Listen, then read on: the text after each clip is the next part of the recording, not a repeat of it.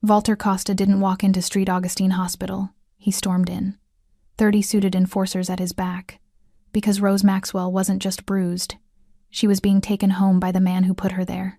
But when the Mafia boss stepped between her and her corrupt stepfather, the hospital froze security, nurses, even cops. What Walter did next didn't just stop a beating. It exposed a truth no one was prepared to face. If this story pulled you in, make sure to hit that subscribe button so you never miss what's coming next. I've got another unforgettable story dropping tomorrow. And while you're here, jump into the comments and tell me where you're watching from. I love seeing our community from all around the world. Alright, let's get back into it. At 2:13 inches the morning, Walter Costa's encrypted phone pulsed just once, the alert reserved for situations where someone was dying or someone had betrayed him. He almost didn't look. Almost. But then a name flashed across the screen, sent from a number that wasn't supposed to know how to reach him. Rose Maxwell. Trauma ward. Street Augustine Hospital. Walter straightened slowly, as though a wire inside his spine had been pulled tight. The office around him, floor-to-ceiling windows, the city sprawled in glittering silence below, blurred to a distant haze. He accepted the call.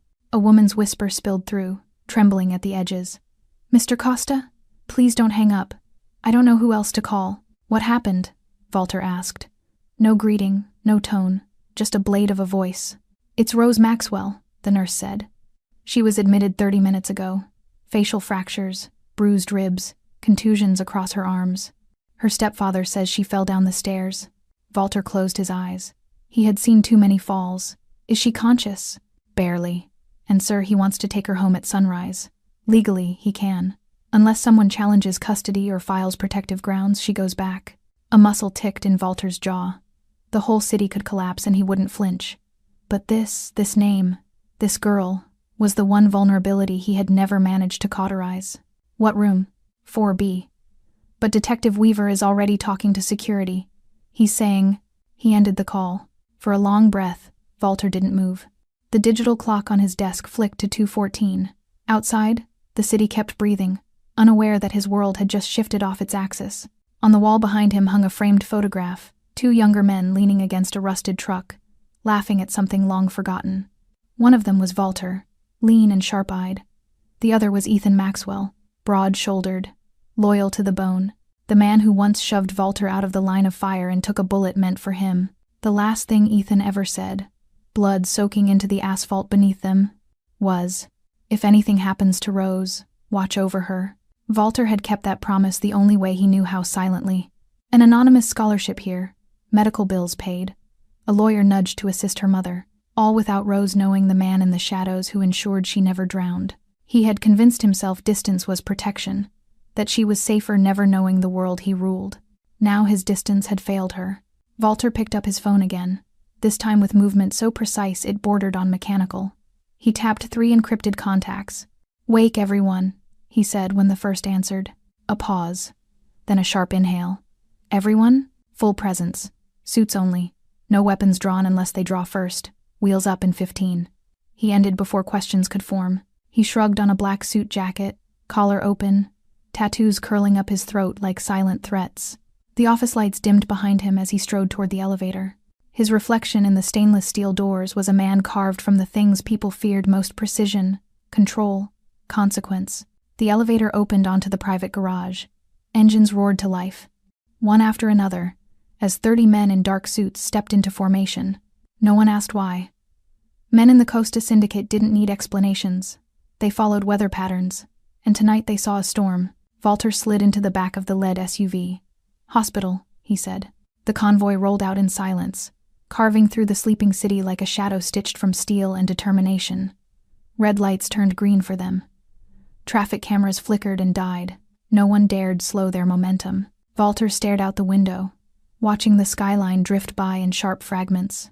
In that cold reflection, he saw Rose as she had been the last time he'd glimpsed her, 16, hopeful, unaware of the world her father had died escaping. He remembered the letter her mother wrote before she passed, thanking an anonymous benefactor for making life survivable. He remembered deleting the message before replying, telling himself it was better if Rose believed hope came from somewhere ordinary, not from a man like him.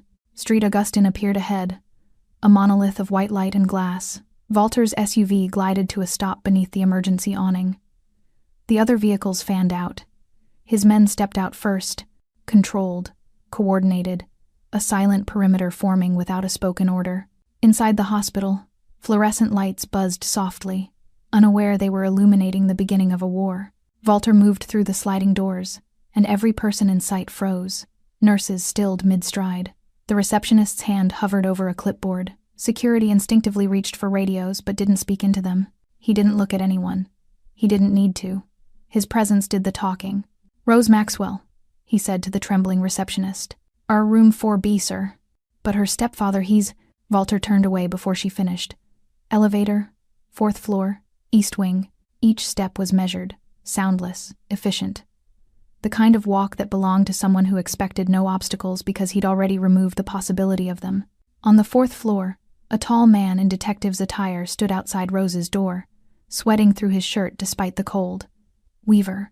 You." Weaver spat, puffing up like a man leaning on the badge pinned to his chest. "She's my daughter. You're trespassing." Walter stopped inches from him. He didn't blink, didn't speak, just watched Weaver choke on his own bravado. One of Walter's lieutenants leaned close to whisper. He tried to sign her out already. Nurses stalled him. Walter's gaze sharpened, a predator marking the first move of the hunt. "You'll stay away from her," Weaver snapped. Walter opened the door. Weaver's hand shot out to grab him but froze as 30 suited men shifted all at once, a wave of silent threat sharper than knives. Inside, Rose lay curled on her side, a bruise spreading across her cheek like spilled ink. Her hands trembled against the sheets. Walter stepped forward, voice low, steady, made of stone. "Rose," he said, "you're not going home with him." Her eyes opened wide, terrified, disbelieving. For the first time in years, Walter felt the weight of a promise pull him to his knees. "I'm here now," he said, and the war began. The hallway outside Rose's room seemed to shrink around Walter, as though the building itself recognized a predator in its bloodstream. Weaver sputtered behind him, voice cracking between outrage and panic, but Walter didn't spare him a glance. He stepped out of Rose's room with a controlled inhale, the kind that could turn into violence or strategy depending on what the moment required. Rian, his lieutenant, moved to his side immediately. More staff are showing up downstairs. Security's nervous. His voice was quiet, low enough that only Walter could hear. "We've got the perimeter set like you asked." "Good," Walter said. His tone didn't rise, but the air around him seemed to tighten, as if the walls themselves held their breath. Weaver lunged forward. "You don't get to walk in here like you own the place. She's my daughter." Walter faced him fully for the first time. The contrast between them was almost obscene. Weaver flushed, sweating, pupils blown with anger. Walter cold, still, built from unspoken threat and discipline. The dim hallway lights caught the ink on his throat, shadows curling like serpents. "You don't speak for her anymore," Walter said. Weaver's lips curled. "You think your little parade of criminals scares me? I have the badge. I have authority. And she goes home with me in a few hours, no matter what you say." Behind Walter, 6 men in dark suits shifted not aggressively, but in that subtle, a synchronized way that communicated a single message. "Try it." A nurse rounded the corner at that exact moment, skidding to a stop when she saw the wall of suits. Her nerves were obvious, eyes wide, breath caught, but she forced herself to speak. "Mr. Costa, sir." She swallowed, smoothing her scrubs. "Rose asked for you." Again. She's awake," Weaver exploded. "She doesn't get to ask for him. She's confused and traumatized, she—" Walter lifted a hand. The gesture was small, but it shut everyone up, including the furious detective. The nurse practically melted with relief before scurrying away toward the station. Walter turned his head slightly toward Rian. "Keep him outside this hall," he murmured. Rian's expression flickered with something dark. With pleasure, 2 men flanked Weaver instantly. Not touching him, not threatening him, just existing close enough to remind him how breakable the human body was. Walter walked away, the scent of antiseptic and cold metal guiding him through the sterile labyrinth of Street Augustine. But the hospital wasn't quiet anymore. Not with 30 suited enforcers stationed like marble statues along the walls. Not with nurses whispering to each other. Not with security guards pacing like they'd stumbled into the wrong movie. When he stepped into the elevator, a young guard caught his eye, swallowed hard, and looked away. Fear was a language Walter understood better than most, not because he used it, but because he knew exactly what it did to people. Fear made some men dangerous. Fear made others honest. Walter would soon find out which kind Weaver was. The elevator doors slid open onto the main lobby. A gasp spread like a ripple when Walter stepped out. 30 men, sharp suits, polished shoes, disciplined stillness, lined the lobby in a formation that suggested military training and something far older: loyalty. Not one of them spoke. They didn't need to. Walter's presence was the command. A security chief approached, sweat beading along his hairline. "Sir, with all due respect, this is a hospital. You can't bring an entire entourage in here. People are frightened." Walter glanced at him. "We're not here for anyone but her." "That may be. But Detective Weaver said..." Walter stepped closer. The chief's throat bobbed. "Weaver," Walter said softly, lost his claim the moment he put bruises on her skin. The chief exhaled shakily. "We don't have proof of that, and until the police finalize their report, he still has custody." Walter's jaw tightened. "Where is the attending doctor?" "In the trauma ward." "But sir..." Walter was already walking. The chief hesitated, then followed. So did whispers. Nurses, patients, janitors. Everyone watched the suited procession move through the hospital, like a tide that didn't belong but refused to recede. When Walter reached the trauma ward doors, a nurse stepped forward. "She's in pain," she murmured. "But she calmed when you went in earlier." "I don't think she's afraid of you." Walter paused. His expression didn't change, but something inside him did a shift, quiet and seismic. "She shouldn't have had to ask for me," he said. The nurse's eyes softened. "Maybe, but she did." He nodded once and stepped inside. Machines beeped rhythmically. Rose lay curled on her side again, fighting sleep, fighting fear. When she saw him, her breath hitched a trembling sound that cracked in the middle. "You came back," she whispered. Walter moved closer, pulling up the chair beside her bed. "I won't leave you with him." Her fingers twitched toward him. "Not for protection, just to confirm he was real," he said. "He said no one would believe me," she choked out. "He said I owed him, that I needed him." Walter's voice was low and controlled, but the edge beneath it was lethal. "You owe him nothing." Her eyes filled. "Why are you here?" "You don't even know me." "I knew your father," he said. Something inside her broke. A sob tore out quiet, desperate, relieved. She covered her face with shaking hands. Walter didn't touch her, didn't pull her against him the way instinct demanded. Instead, he placed his hand on the railing of her bed, a silent vow. Outside the room, footsteps pounded. Rian burst in without knocking. "Boss, we have a problem," Weaver called back up. "2 officers are already downstairs asking questions." Walter stood slowly. "Keep them away from her," he said. Rian nodded. "And Weaver?" Walter's eyes darkened, the storm gathering. "If he tries to enter this room again, remind him who he's dealing with." A scream echoed down the hall, Weaver shouting orders, furious, losing control. Rose flinched. Walter reached for the door. "You're safe," he said without turning. "And I'm not leaving until he can't touch you again." Then he stepped into the hallway, the war sharpening around him. The hallway trembled with the echo of Weaver's shouting, but Walter didn't spare him a second glance.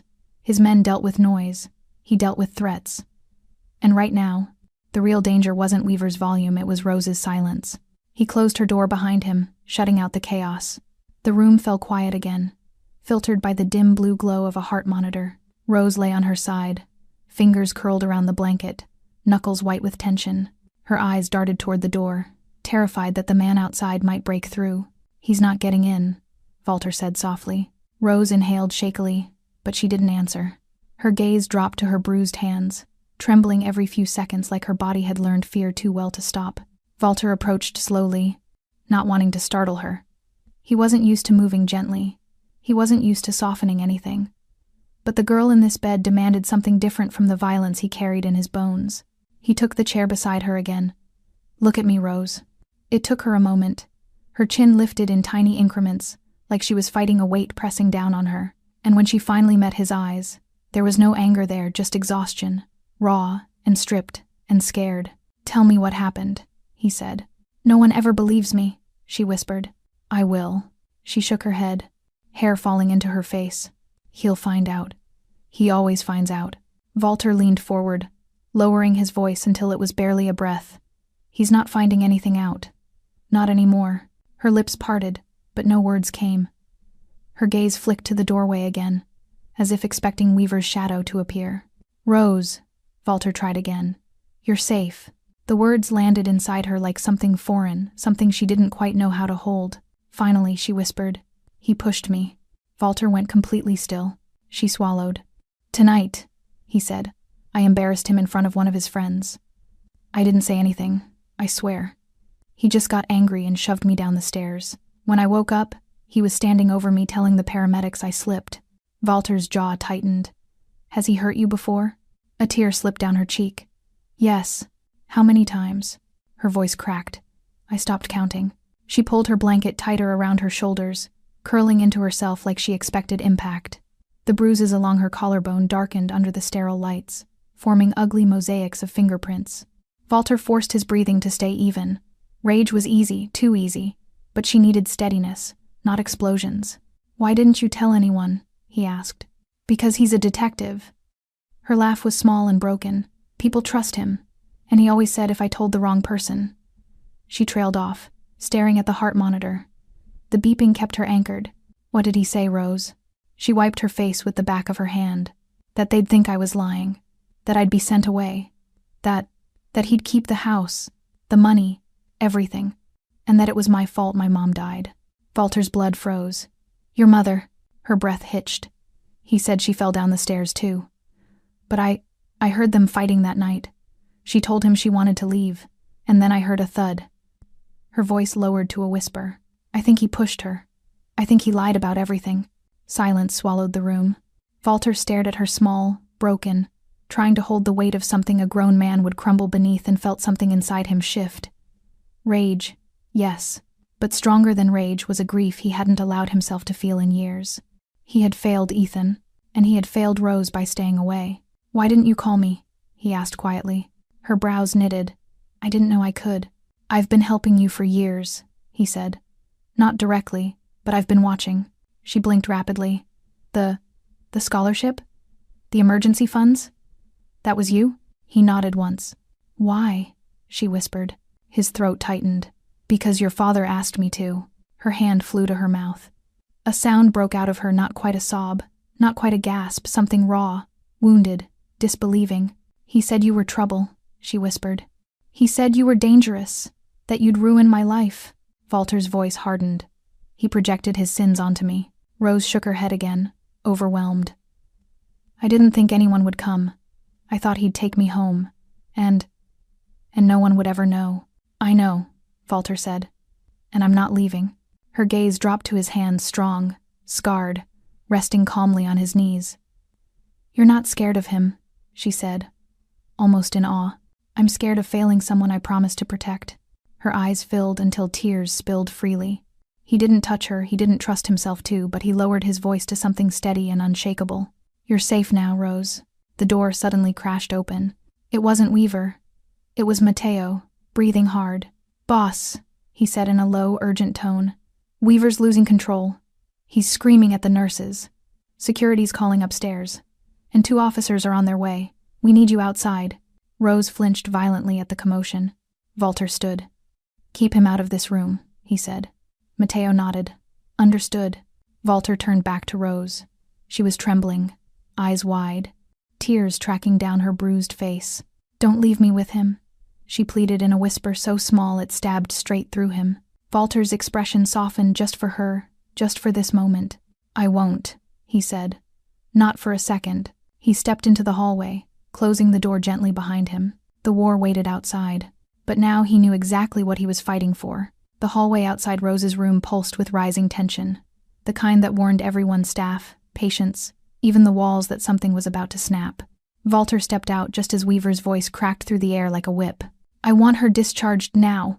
She's my daughter, and you don't get to keep her from me." A nurse flinched. A security guard took a step back. Weaver's rage filled the corridor like smoke, thick and suffocating. Mateo moved to Walter's side. "Boss, he's losing it." He tried to shove one of the nurses when she refused the release paperwork. Walter's expression didn't change, but his presence intensified the kind of cold, silent authority that could silence a room without a single command. "Where is he?" Walter asked. Mateo tilted his head. 30 feet down. He's coming this way." Walter didn't move. He stood in front of Rose's door, one hand resting lightly on the handle like a sentinel carved from stone. Footsteps thundered down the hall. Weaver appeared, red-faced, sweating, veins bulging at his temples. His badge hung crooked on his chest, as if it were struggling to distance itself from the man wearing it. When he saw Walter blocking the doorway, his fury erupted. "You!" he barked. "Move, now." Walter didn't blink, didn't shift, didn't acknowledge Weaver as anything more than a noise in his path. "This is a hospital corridor," Walter murmured. "Lower your voice." "You don't give orders here," Weaver spat. "She is my daughter, and I will take her home." Rian stepped forward, voice calm but lethal. "You're not taking her anywhere." Weaver's face twisted. "You're interfering with a lawful guardian. That's kidnapping. I'll have all of you arrested." Walter's men didn't respond verbally. They didn't need to. They stepped subtly closer, forming a silent wall behind Walter-tailored suits, cold expressions, the kind of stillness that didn't come from training but from being dangerous. Weaver jabbed a finger at Walter's chest. "Get out of my way!" Walter's voice dropped to something quiet enough to terrify. "Touch me, and you'll never touch another woman again." A nurse standing nearby gasped. Weaver's hand froze midair. "You think you scare me?" he hissed, though his voice wavered. "I'm the law. I'll bury you in charges. I'll bury your whole organization. You think anyone here is going to choose you over a decorated officer?" A security guard stepped forward hesitantly. "Detective Weaver, please calm down. You're disrupting the floor." "Weaver," Walter said, his tone flat and final. "You laid a hand on her tonight. You fractured her ribs. You bruised her face. You terrorized her. And you expect to walk into this room as if nothing happened?" Weaver's face flushed deeper, nearly purple. "She lied. She always lies. She does this for attention." The door behind Walter creaked open. Rose stood there, small, trembling, hospital gown hanging off her bruised shoulders. Her hair was mussed, eyes swollen from crying, breath shallow. "Stop," she whispered. Weaver turned sharply. "Rose, go inside. You're confused. You need rest." She flinched at his tone. Walter angled himself instinctively, blocking Weaver's direct line of sight to her. Weaver's eyes widened, fury igniting. "She doesn't need you," he snarled. "She needs her father." "Stepfather," Mateo corrected. "Big difference." Weaver ignored him and lunged forward. He didn't get far. Walter moved exactly 1 inch. Just one. And all 30 of his men shifted in tandem. The effect was instantaneous. Nurses froze mid-step. Patients peeked from behind curtains. Security stiffened. The hallway filled with electric silence, an unspoken warning woven through the stillness of every suited man. Weaver halted, fear flickering behind his rage. Rose's breath hitched. "Please," she whispered. "Don't let him take me." Her voice broke something open in the room. Walter stepped completely in front of her now, shielding her with his body. "You heard her," he said. "She's not going with you." Weaver's voice rose to a nearly hysterical pitch. "You don't have the authority." Walter cut him off. "Authority isn't the same as ownership, and you own nothing here." Security looked between the two men, between the raging detective and the silent storm of a Mafia boss protecting a bruised girl, and something shifted. Doubt, discomfort, realization. A young guard stepped forward. "Detective, maybe you should wait until morning." Weaver stared at him, betrayed. "You're siding with them?" "I'm siding with the girl who's scared of you," the guard said quietly. Weaver's fury cracked. "You have no idea what you're doing." He lunged again, not at Walter this time, but toward the door, toward Rose. He didn't make it 2 steps. Walter caught him by the front of his shirt, pushing him back with one hand planted against his chest like he was made of paper instead of muscle and ego. Weaver's feet scraped across the floor as Walter held him in place effortlessly. "Don't," Walter said. "Just one word. Cold, deadly, final." Weaver writhed, but Walter didn't tighten his grip. He didn't need to. The threat lived in the stillness. Rian leaned close to Weaver's ear. "You're done." Weaver gasped. "Let me go." Walter released him, not gently, not violently, but in a way that made it obvious Weaver was beneath his strength. Weaver stumbled backward, catching himself on a cart. His face burned with humiliation. "This isn't over," he rasped. "I'll get her out of this hospital. I'll get all of you arrested. You think you can stand in my way?" Walter stepped forward once. Weaver shut up instantly. Walter didn't raise his voice. Touch her again, and this becomes a different kind of night. Every staff member who overheard felt the air change. Weaver backed away slowly, eyes darting, fear finally cracking through his outrage. He grabbed his phone, muttering into it angrily as he stormed down the hall. When he was out of earshot, Mateo exhaled. Boss. He's calling backup. Walter glanced at Rose, shaking, clutching the doorway. Let him call whoever he wants, Walter said. I'm not leaving her. He stepped back into her room, closing the door gently. The hallway erupted behind him. The war had begun. The moment Walter closed Rose's door behind him, the muffled sounds of Weaver's rage faded into a distant storm. Inside the room, Rose sat curled against the pillows, arms wrapped protectively around herself. Her breath trembled with each inhale. The fluorescent lights seemed too harsh for her bruised skin, too unforgiving for the terror lingering in her eyes. Walter approached slowly. He won't reach you, he said. Not now. Not again.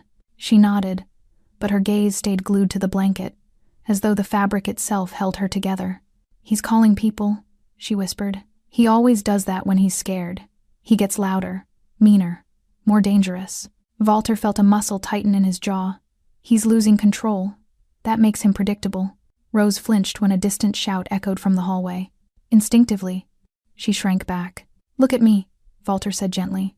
She did. Barely. I need you to trust me. Her lips parted in disbelief. I don't know how to trust anyone. The people who hurt you made sure of that. He paused. But I'm not one of them. For a moment, neither spoke. The heart monitor clicked softly between them, its steady rhythm the only reassurance in a world collapsing around her. Walter didn't touch her, he didn't dare, but the intention in his voice was a barrier stronger than fists or guns. A knock sounded soft, coded before the door eased open and Rian slipped inside. Boss, he said quietly. You need to hear this. Walter turned to Rose. I'll be outside. 2 minutes. She nodded, gripping her pillow as if it were an anchor. Once they stepped into the hallway, Rian handed Walter a tablet. Mateo and the others have been digging. And it's worse than we thought. Walter swiped through the first file. Documents, bank records, transfer slips, all bearing Rose's name, all forged. What's this? Walter asked, though dread already slithered through him. Her trust, Rian said. The one you set up through the foundation. He's been siphoning money out of it little by little using authorizations he faked. He forged her signature on 5 different forms. Walter's grip tightened on the tablet until the plastic groaned. He used her as a revenue stream, Rian continued. And he's been doing it for years. Walter's pulse throbbed once in his throat, a slow, controlled fury. Weaver wasn't just abusive. He was strategic, calculated. He had turned Rose into a resource, not a daughter.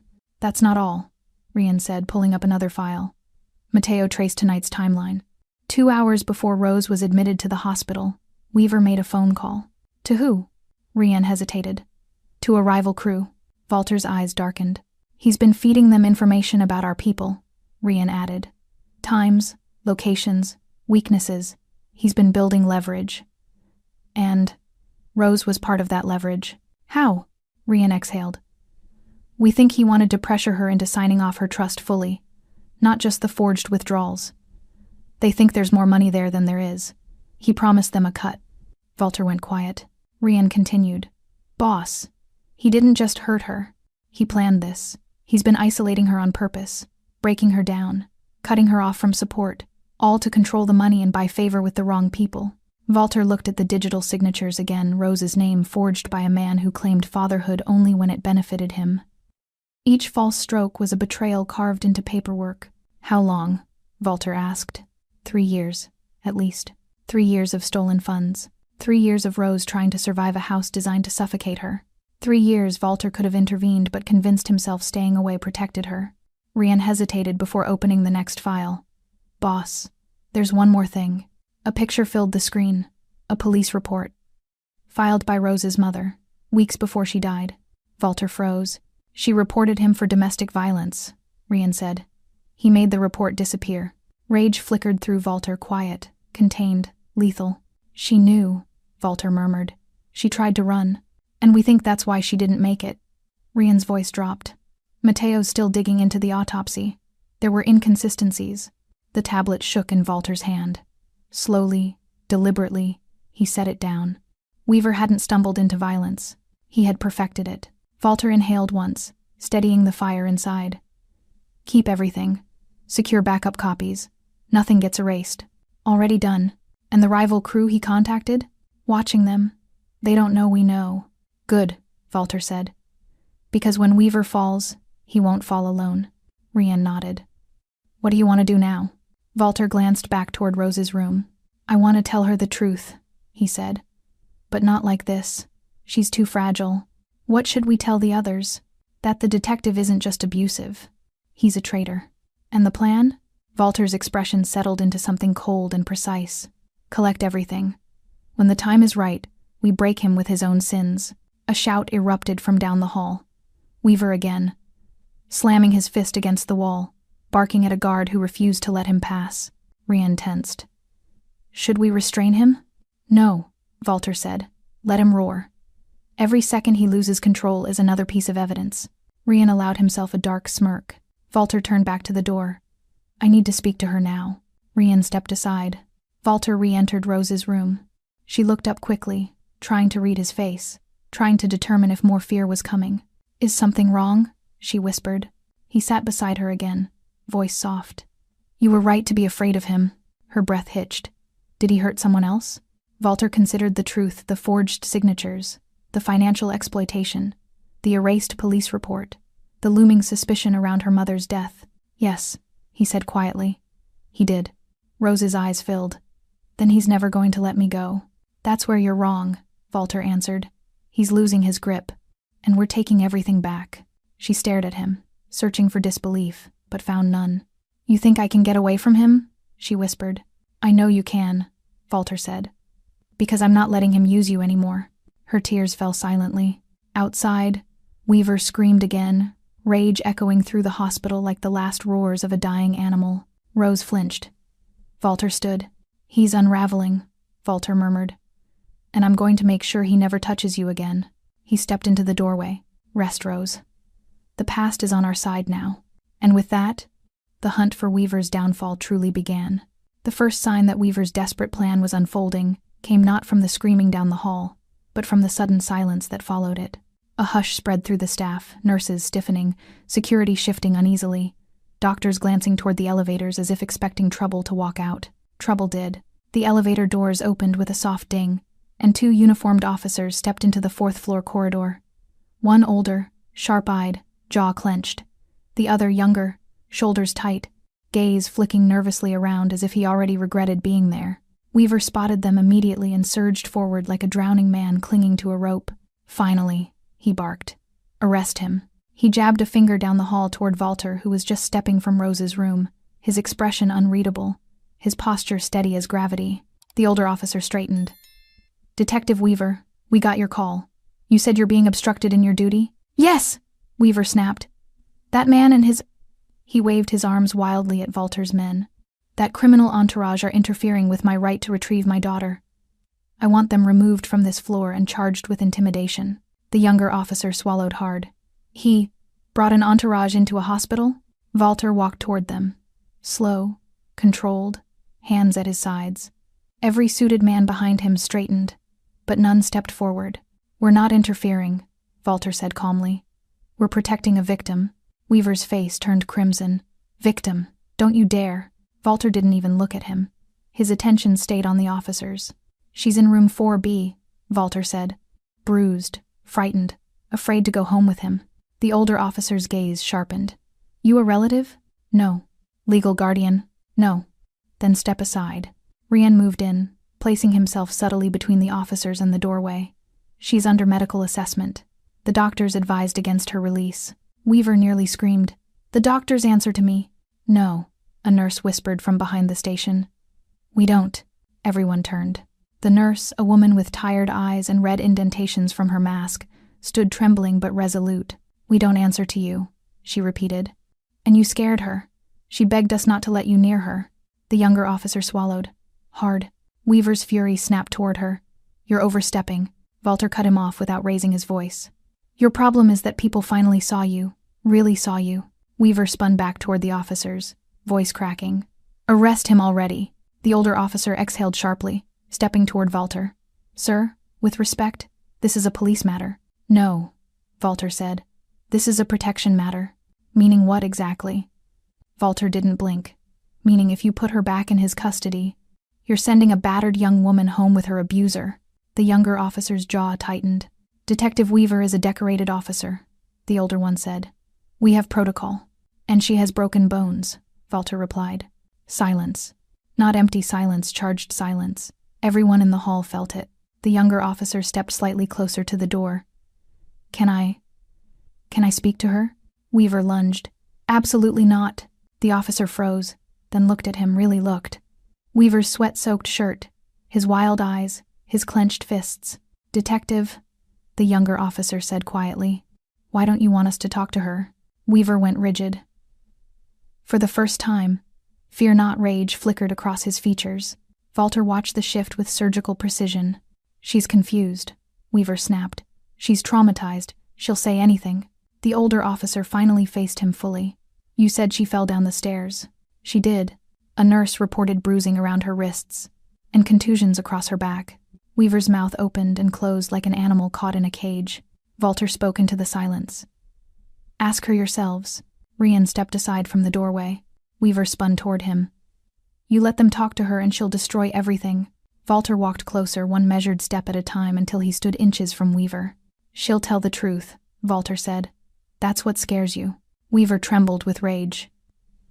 You think you've won something here? I know people. I have connections. You'll regret. The elevator dinged again. A security supervisor stepped out, face tight. Weaver, you need to calm down. If you keep yelling at staff, we'll have to remove you from the floor. You can't, Weaver shouted. I'm a detective, and I'm head of hospital security, the supervisor said. Tonight, that outranks you. Weaver's nostrils flared. His world, once propped up by fear and authority, was crumbling in a hospital hallway. The younger officer approached Walter, hesitant. If what you're saying is true, if she's scared to go home, we can file an emergency statement. But we need her to say so herself. She will, Walter said quietly. But we need you and your men to back up a bit, the officer added. She might speak more freely without an audience. Walter nodded to his men. They stepped back in perfect synchronization, controlled, disciplined, respectful, in a way that felt more like power than intimidation. Weaver tried pushing past them, but Mateo blocked him with a single palm to the chest. Stay put. The officers entered Rose's room. The hallway tensed, every breath held, every heartbeat waiting. Weaver paced like a caged animal, muttering curses under his breath. She'll lie. She'll twist things. She always. Walter folded his hands behind his back. She'll finally be heard. Minutes passed. Long, excruciating minutes. Finally, the door opened. The younger officer stepped out first. His face said everything. He looked shaken. The older officer followed, eyes grim. Weaver rushed forward. Well, what did she say? The older officer stared at him, disbelief turning slowly into disgust. She's terrified of you, he said. And she has every right to be. Weaver's face drained. The younger officer added softly. She begged us not to send her home. Silence hit the hallway like a blow. Walter's jaw tightened, not in triumph, but in a dark, quiet grief. Weaver took a step back, then another. His certainty splintered. You're making a mistake, he whispered. She's manipulating you. You don't understand. The older officer shook his head. What I understand is that she's injured, scared, and consistent. And you're unstable. He turned to the supervisor. Until further notice, Detective Weaver is not to approach the patient. Weaver's mouth opened in horror. You can't. Walter stepped forward, his voice a low tide pulling the world inward. This is only the beginning, he said. And Weaver finally understood. His power was slipping. The hospital no longer belonged to him. And the truth was coming. The hallway still hummed with the aftershock of the officer's decision. Weaver stood frozen, as if someone had severed the strings that held him upright. His badge, once a shield, now looked like a fragile piece of metal clinging to a collapsing reputation. Walter watched him with a calmness that unnerved everyone around. Not serenity control, a storm held in place by will alone. Rian approached him quietly. Boss, Mateo's here. Walter didn't turn immediately. He let Weaver feel the weight of this moment, the first real consequence pressing against him. Only then did he step away from Rose's door. Bring him, Walter said. Mateo appeared from around the corner, shoulders squared, a folder tucked beneath his arm. His expression was carved from something sharp. Purpose, determination, maybe even anger rare for him. We found it, Mateo said, anchoring his voice low. Found what? Weaver snapped, lunging forward. What lies are you feeding them now? Mateo ignored him completely and handed the folder to Walter. Walter opened it. The first page alone was enough to still the air. Bank transfers, forged documents, signatures crudely imitated. Rose's trust her future bled out through falsified forms. Weaver's face blanched. Those are fake. That's doctored. Mateo flipped to the next page. Police records. Reports filed, then erased. A domestic violence complaint filed by Rose's mother weeks before she died. A notation in the margin. Handled internally. A younger officer who'd remained in the hallway read over their shoulders and stiffened. Is this real? Yes, Mateo said. And there's more. He pulled out a flash drive and clicked it into a hospital laptop the security supervisor reluctantly provided. A video popped onto the screen. Grainy, shaky, Rose's voice. Stop, get off, ow, please, you're hurting me. Weaver lunged for the laptop, but 3 suited men stepped in front of him at once. That's taken out of context, he shouted. She was hysterical. Mateo played another clip. Weaver shouting, clear as day. If you tell anyone what happens in this house, I swear I'll bury you in lies. The younger officer looked sick. Detective, that's your voice. Weaver sputtered. She set me up. She edited. No editing, Mateo said. Time-stamped. Pulled off her old phone, backed up automatically. Weaver's composure disintegrated. Walter watched him crumble, piece by piece, like a building struck at every structural point. But he didn't speak. He didn't need to. Mateo wasn't finished. He opened another file. Call logs. 2 hours before Rose entered the hospital, Weaver contacted associates from a rival crew. Promised leverage. Walter's eyes lowered. He used her. And he used your name, Mateo added. Said he could deliver intel on your people in exchange for favors. Weaver's voice cracked. You can't prove any of this in court. You assume this is going to court, Mateo replied calmly. A tremor ran through Weaver. The younger officer looked at Walter with something like dawning respect or fear. Does she know about any of this? No, Walter said. Not yet. The officer hesitated. Should she? She will, Walter said, but gently. Across the hall, the door to Rose's room cracked open. She peeked out, eyes wide and frightened. The bruises on her face looked darker under the hallway lights. She hadn't meant to interrupt. She just couldn't ignore the shouting. Walter's expression softened automatically. Back inside, Rose. She shook her head. What's happening? Weaver tried to speak, but Mateo's men held him back. Rian stepped aside slightly, creating a path for her to see the laptop screen. Rose's gaze traveled downward. Her mother's erased police report, the forged signatures, the video file showing Weaver grabbing her arm. Her hand flew to her mouth. No, she whispered. No, no, no. Walter approached her slowly. Rose. She stumbled back against the doorframe, tears flooding her eyes. He killed her. He killed my mom, didn't he? He lied. All these years. Walter lifted a hand, stopping her spiral. Rose, listen. But she couldn't stop. Her breaths turned shallow. He said she fell. He said she was drunk. He said she... Her voice broke into a sob. He made me think she left us on purpose. Walter closed the space between them, his voice the only steady thing in the collapsing world around her. He lied because monsters need shadows, he said. And he didn't want anyone to see what he was. Rose covered her face, shaking. Why didn't anyone help us? The younger officer looked devastated. We didn't know. He hid everything. Mateo stepped forward and, for the first time, softened. Your mother tried, Rose. She reported him. She tried to get you out, but he erased the paper trail. Her knees buckled. Walter caught her before she fell, his hand gently gripping her elbow.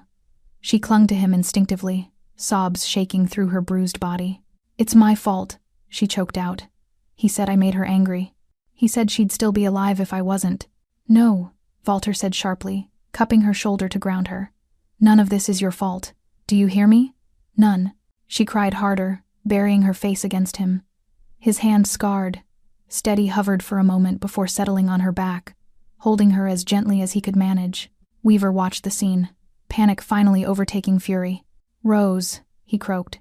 Don't listen to him. He's manipulating you. He's... Shut up, the younger officer snapped. Everyone went still. The young officer stepped forward, eyes hard. You hurt her. You lied about her mother. You abused your badge. And you expect us to protect you? Weaver backed away until he hit the wall. Walter looked at him with cold, quiet, Victory, not triumph, but justice. You built your world on silence, Walter said. Tonight it ends. Rose clutched his jacket, trembling. Make it stop, she whispered. I will, Walter promised. Starting now. He nodded to Matteo. Matteo closed the laptop, and the truth, undeniable, documented, damning, hung heavy in the hospital air. The war Weaver thought he controlled had just shifted sides. The hallway had gone unnaturally quiet after the evidence dropped quiet in the way a battlefield gets seconds before the next explosion. Nurses whispered behind their stations. Security hovered near the elevators. Even Walter's men seemed to hold their breath as they watched Weaver crumple against the wall, pale and shaking, his world folding in on itself. Rose clung to Walter's jacket, breath shuddering in short, panicked bursts. Her tears dampened the fabric, but he didn't move, didn't push her away. His hand rested lightly on her upper back, steadying her with a gentleness none of the onlookers would have ever believed he possessed. Matteo closed the laptop, the soft click echoing like a final verdict. Weaver stared at the floor, chest heaving. I didn't. This isn't. But his words dissolved the moment they formed. Shame twisted his features, then morphed into something darker, something boiling and brittle. Walter shifted Rose slightly, easing her trembling as he whispered, You're safe now. He can't hurt you again. She nodded, though her eyes still flicked toward Weaver as if expecting him to lunge. For a few seconds, Weaver said nothing. Then, like a snapped wire, he exploded. You think this is over? He roared, surging to his feet. His voice bounced off the sterile walls, startling nurses and sending a ripple of alarm down the corridor. You think some forged files and fake videos are enough to bring me down? Matteo stepped instinctively forward, but Walter held up one hand, signaling restraint. Not yet. Weaver's gaze darted between the officers, the nurses, the security staff, wild, unhinged. His face was blotchy, sweat shining on his temple. He was a man drowning in the realization that his lies had finally run out of air. You're all idiots, Weaver spat. You think he jabbed a trembling finger at Walter, is some kind of savior? He's a criminal, a parasite. He's using her just like everyone else. Rose flinched again, shrinking behind Walter as Weaver pointed at her. Rose, Weaver barked, voice cracking. Tell them the truth. Tell them you made everything up. Tell them he manipulated you. Rian's expression darkened. Keep your voice down. No, Weaver screamed. She belongs with me. She's mine. The words struck the hallway like a slap. Rose gasped softly, gripping the back of Walter's sleeve like her life depended on it. Walter turned slowly. She was never yours, he said. Weaver's breath hitched, fury trembling through him like electricity arcing off a live wire. She was all I had left. Walter's tone remained calm, but his eyes sharpened. You had a wife who tried to leave, a daughter who tried to survive. You had chances. You chose violence. Weaver's jaw clenched so tightly a muscle twitched in his cheek. You ruined everything. You. He took a step forward. Matteo moved instantly, blocking Rose from Weaver's line of sight, standing like a pillar between her and danger. Weaver stopped short, shaking. Get out of my way. No, Matteo said. Just that. Weaver's eyes flamed. The older of the two officers stepped closer. Detective Weaver, we need you to calm down. Calm down? Weaver laughed a sharp, broken sound. Calm down? While he pointed at Walter again. Tries to undo 20 years of my life? The younger officer lifted a hand, attempting to de-escalate. Detective, let's step back and... Weaver shoved him. Hard. The officer slammed into a supply cart, knocking over sterile packs that scattered across the floor. Everyone froze. Security surged forward. Nurses gasped. Walter's men took one synchronized step that made the entire corridor tighten with tension. Weaver kept shouting, You're all against me. You're all buying his lies. Walter stepped forward, removing Rose from Weaver's line of fire. His voice dropped to a deadly whisper. You're unraveling. I'm fighting for my daughter. You're fighting to keep control of the last person you could manipulate, Walter replied. But she sees you now. Everyone does. Weaver's face twisted into something almost monstrous. She's nothing without me, he screamed. Rose flinched so violently she doubled over, hands covering her ears. Matteo crouched beside her instantly. Don't listen to him. None of that is true. But Weaver couldn't stop. Rage had taken the wheel, driving him toward the only thing he had left to cling to control, even if it destroyed him. You think you're her father? He raged at Walter. You think you know anything about raising a child? You're trash. You're a street rat who thinks a suit makes you a man. Walter didn't blink. And you, Weaver spat, turning back to Rose. You'll come home with me or… He didn't get to finish. Walter stepped between them so swiftly Weaver stumbled in surprise. You won't finish that sentence, Walter said. Weaver's eyes widened, not at Walter's words, but at the way the entire hallway shifted behind him. Walter's men stood at attention, forming a perfect wall of black suits and cold stares. No threats spoken, no weapons drawn, just an unbreakable line of loyalty. It was the moment Weaver realized he wasn't just outnumbered. He was outstatured, outmatched, out of time. But desperation made him reckless. With a snarl, Weaver reached for his holster. Chaos erupted. "Gun!" a nurse cried. Security lunged. The younger officer grabbed Weaver's arm, but Weaver's hand had already brushed the grip of his weapon. Before anyone could process the movement, Walter's voice rang out sharp, commanding, lethal. "Don't." The word cut through the corridor like a blade. Weaver froze. The younger officer clung to his arm. The older officer steadied his stance. A security guard reached for Weaver's shoulder. Everyone waited, breathing shallow, afraid the slightest movement would spark catastrophe. Weaver's fingers twitched over the holster. Walter took one step forward. "If you reach for that gun," he said, voice low and steady, "you won't walk out of this hospital tonight." The truth in his tone was unmistakable, not bluster, not threat. Fact. Weaver's arm trembled. Rage, humiliation, fear, the perfect storm inside him crackled across his nerves. He looked at Walter, at Rose, at the officers holding him, at the nurses watching with horror, at the men in suits standing as silent judgment. And then something inside him cracked audibly, visibly. He sagged, not out of remorse, out of defeat. The younger officer yanked his hand away from the holster. "Detective Grant Weaver, you're being placed under restraint for attempting to escalate a violent confrontation." "No!" Weaver howled, thrashing as the officer grabbed his wrists. "You can't do this. I'm a detective. You're out of control," the officer said. "And dangerous." Mateo gently lifted Rose to her feet. She watched, trembling, as the officers forced Weaver's hands behind his back. Her bruised face crumpled not in sympathy, but in the raw shock of seeing a monster lose its power. "This isn't happening," Weaver gasped as cuffs clicked around his wrists. "It is," the younger officer said quietly. "You're making a mistake," Weaver screamed. "I protected her. I raised her. You hurt her," Rose whispered.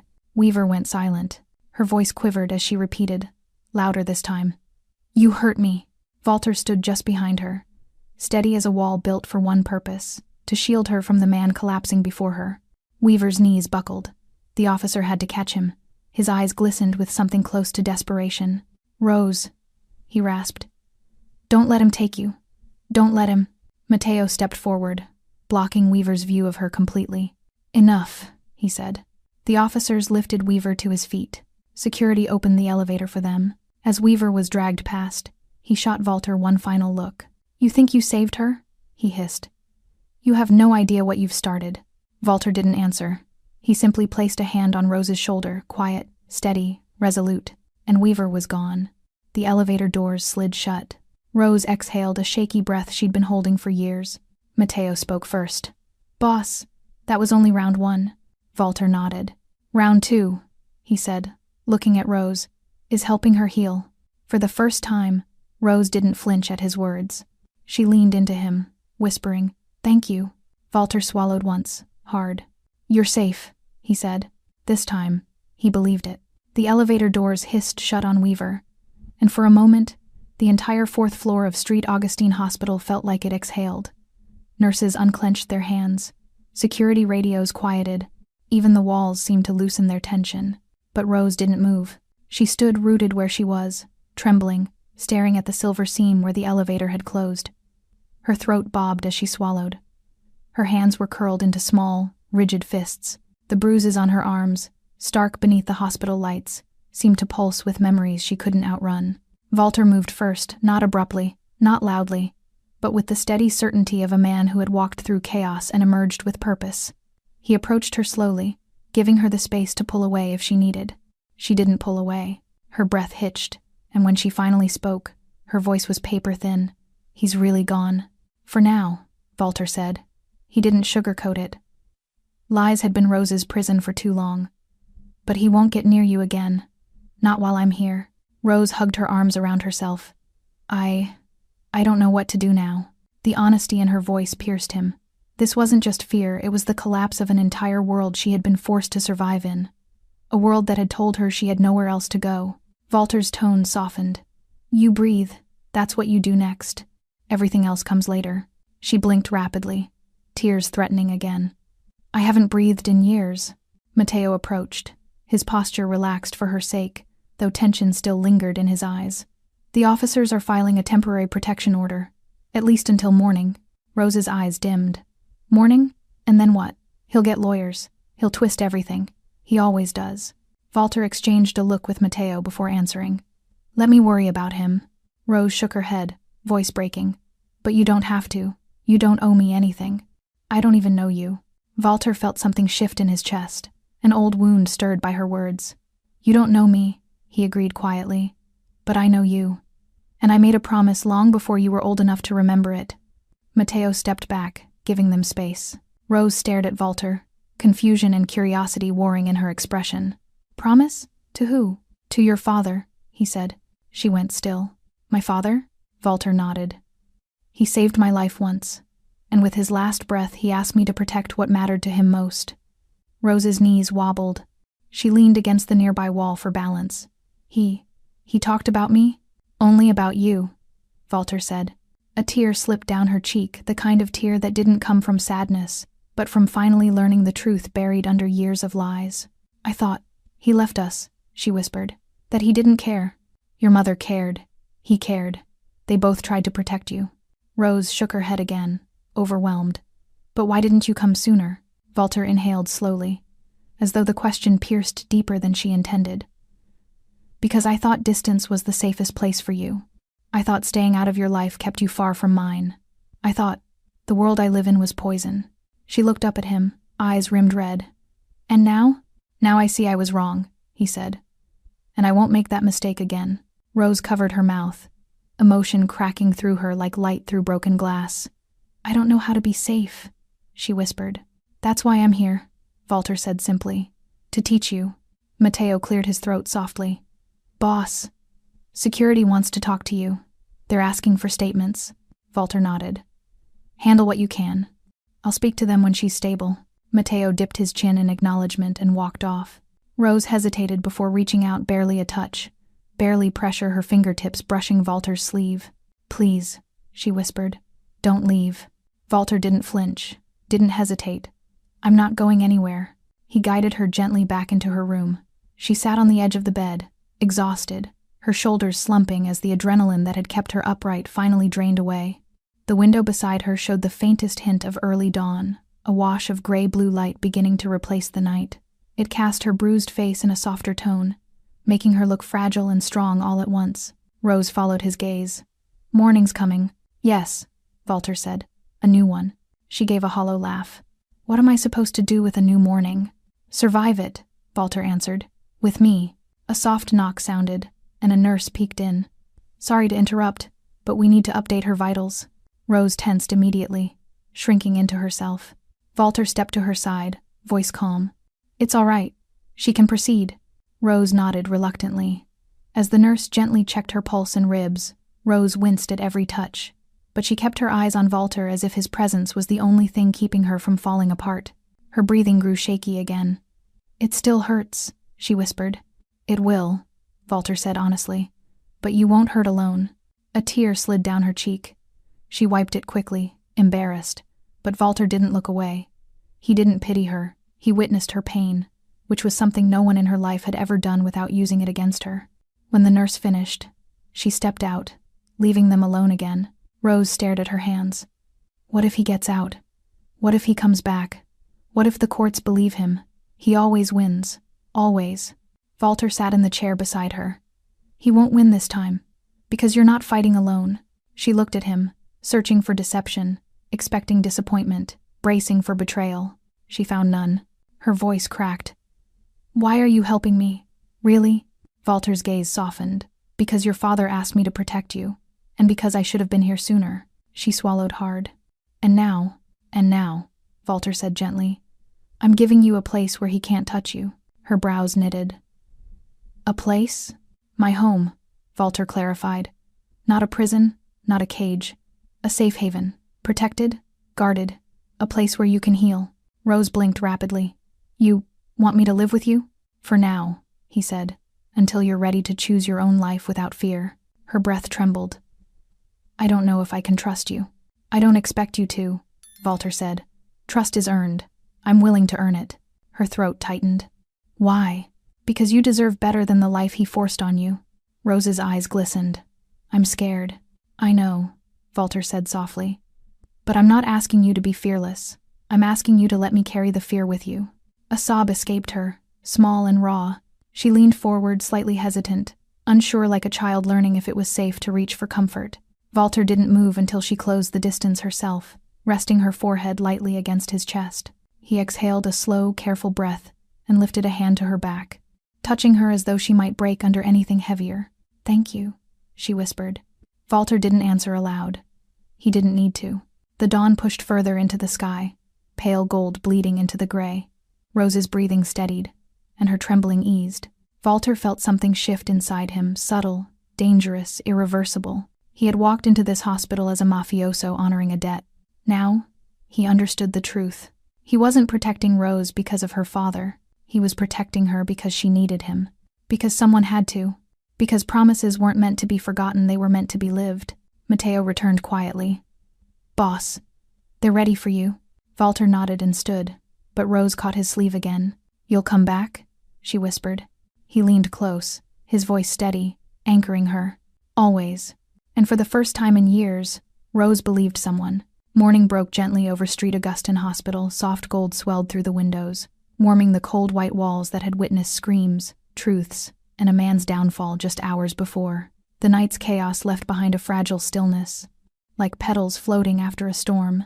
Inside Rose Maxwell's room, the quiet was delicate but not empty. Rose slept curled under her blankets, her breathing finally deeper than a frightened gasp. For the first time in years, sleep had found her instead of fear, dragging her into darkness.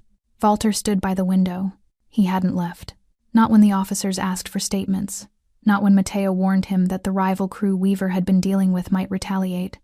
Not when Rian suggested he take a moment to rest. Walter Costa did not rest when the person he'd sworn to protect was within reach of harm. He kept his eyes on the sunrise, arms folded, back straight, expression unreadable. But his mind was far from the dawn. He was thinking of Ethan Maxwell, of a man dying on a cold street, blood leaking between his fingers, whispering, "Watch over her." Walter had honored the words, but not the spirit. He'd given money, distance, anonymous protection, but he had not given presence.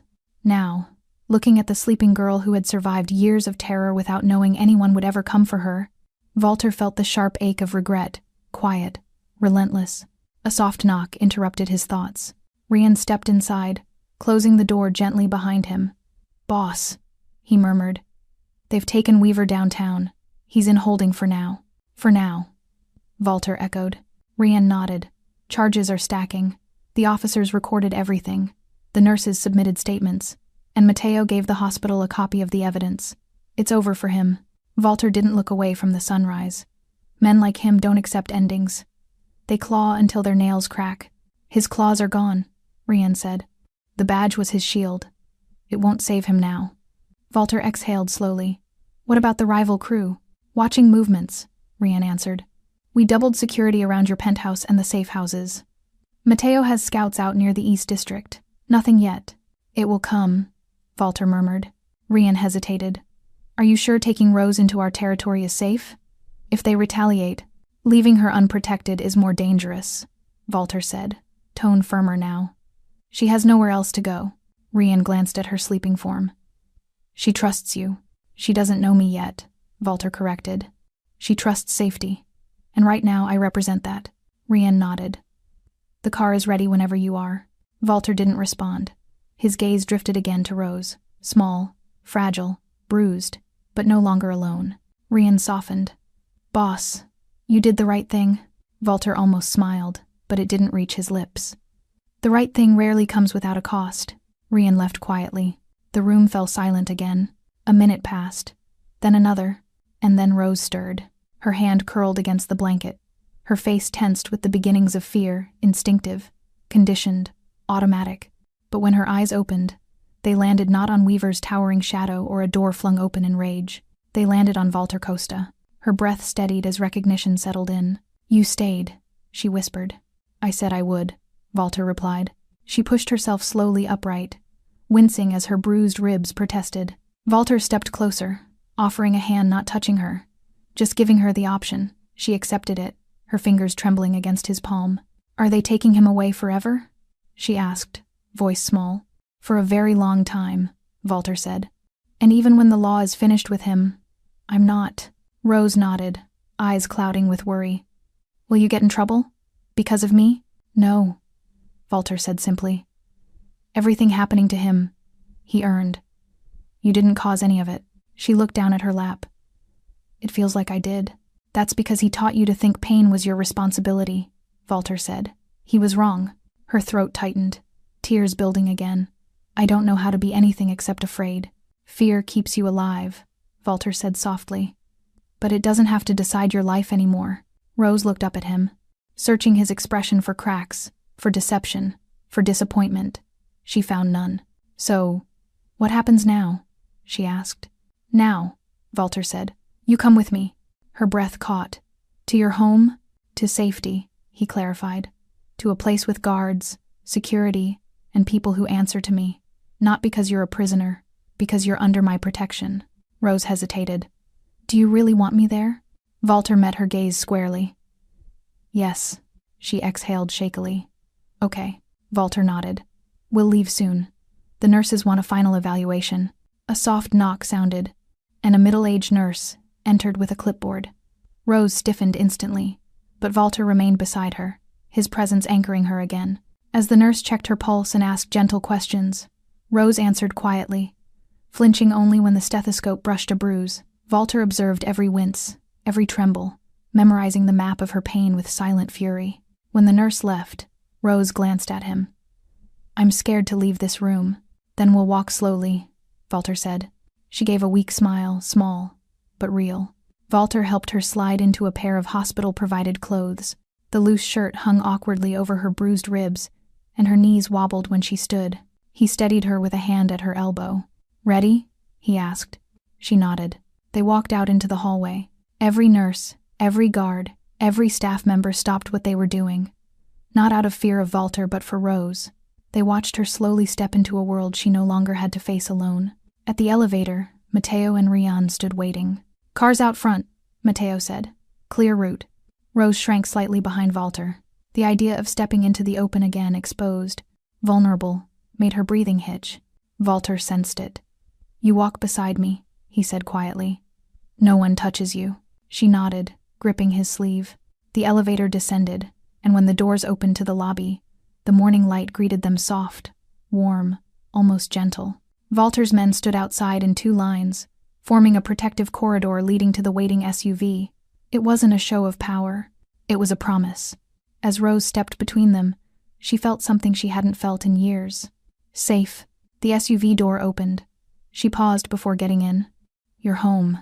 Is it dangerous?" Walter answered honestly. "It's only dangerous to people who intend to hurt you." Rose bit her lip. "And what if someone comes after you because of me?" His eyes softened. "Then let them come." She didn't understand the depth of that promise yet, but she would. She climbed into the car. Walter took the seat beside her. Mateo and Rian sat up front. As the SUV pulled away from the hospital, Rose watched Street Augustine shrink in the rearview mirror. For years, that building had represented either suffering or silence. Now it represented escape. "Is your home far?" she asked. 20 minutes, Walter said. Rose hesitated. "Will there be a lot of people?" "Only my most trusted," he replied. "They'll treat you with respect." She nodded, but her fingers trembled in her lap. Walter reached over and lightly placed his hand on hers, not gripping, not guiding, just offering. She didn't pull away. "I don't know how to live a normal life," she whispered. "I don't know how to be free." "You'll learn," Walter said. "I'll teach you." Her eyes filled. "Why? Why help someone like me?" Walter looked at her fully, openly. "Because for too long, no one helped you," he said. "And because you deserve a future not shaped by fear." A tear rolled down her cheek. She brushed it away but nodded slowly. The SUV turned onto a gated road lined with tall trees and stone walls. Beyond the iron gates stood a sprawling estate, modern, secure, imposing. Rose swallowed. "That's where you live?" "Yes. And I can stay there? For as long as you need." She stared at the estate, awe mixing with disbelief. "This feels unreal." "What feels real is that you're safe now," Walter murmured. The SUV rolled through the gates. Inside the estate, guards stood at attention, watching respectfully as the car approached the entrance. When Walter stepped out, they nodded. When Rose stepped out, they lowered their eyes, not in disdain, but in silent reassurance. Walter offered her his hand again. She took it. Inside the foyer, the polished floors gleamed, and warm light filled the space. It felt nothing like the house she had escaped, nothing like Weaver's domain of lies and control. Walter led her down a hallway to a quiet bedroom. Soft colors, clean sheets, a window overlooking the gardens. "This is yours," he said. Rose stepped inside slowly, as though afraid the room might disappear if she breathed too hard. She touched the edge of the bed, then the curtain, grounding herself in the gentleness of it all. Turning back to him, she whispered, "Thank you." Walter exhaled a quiet release of something heavy. "Rest, Rose. No one touches you again." She nodded, tears glistening. Walter stood in the doorway for a moment longer, watching her take in the room, the safety, the promise of something new. Then he turned away, walking down the hall toward the dawn spreading across his estate. He had kept his promise, but protection, he realized, was not the end. It was the beginning. Thanks for staying with this story right till the final moment. You're the reason these stories come alive. If you're ready for another powerful journey, just tap the next video on your screen. And before you go, leave a quick comment and rate this story from 1 to 10. I'm excited to see your thoughts and connect with you down there.